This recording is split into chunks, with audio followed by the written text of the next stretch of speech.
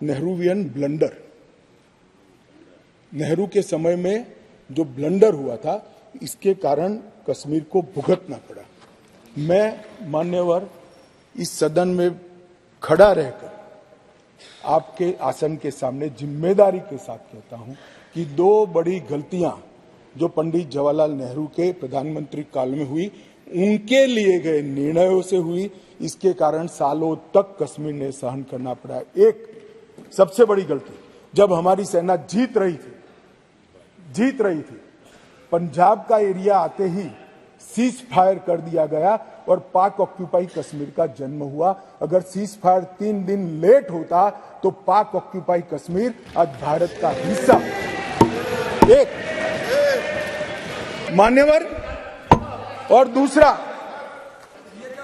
किसी का अपमान नहीं करे, संदर्भ बता रहे हो तो हिस्टोरिकल फैक्ट है। बैठ जाइए। नहीं तो आपको कैसे मालूम हुआ इस वक्त का? मान्यवर, अभी तो एक ही का है, दूसरा तो सुने। उसका कंट्रोल नहीं था। बैठ जाओ। मेरा जन्म नहीं हुआ था। माननीय गृह मंत्री जी ने, एक मिनट प्लीज दादा, माननीय गृह मंत्री जी ने ऑफिशियल स्टेटमेंट दे दिया था कि आजादी की लड़ाई के समय का पूरा स्टेटमेंट कोर्ट में दे दिया, अभी फिर दे देंगे। बेटा सुनो, आप बता दो साहब इनको एक बार।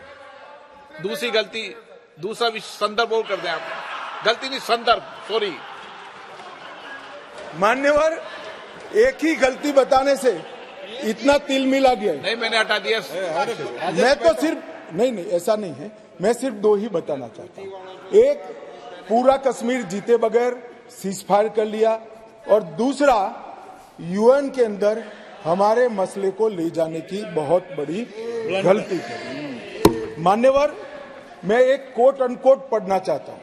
मान्यवर, यूनाइटेड नेशन के अनुभवों के बाद मैं इस निष्कर्ष पर पहुंचा हूं कि वहां से कुछ संतोषजनक नतीजे की उम्मीद नहीं की जा सकती।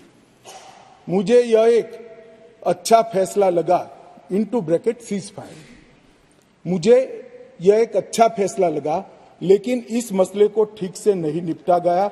हम सीज फायर और विचार करके कुछ बेहतर मार्ग निकाल सकते थे। मुझे लगता है कि भूतकाल में हमसे द्वारा की गई गलती है। इसमें आपत्ति है?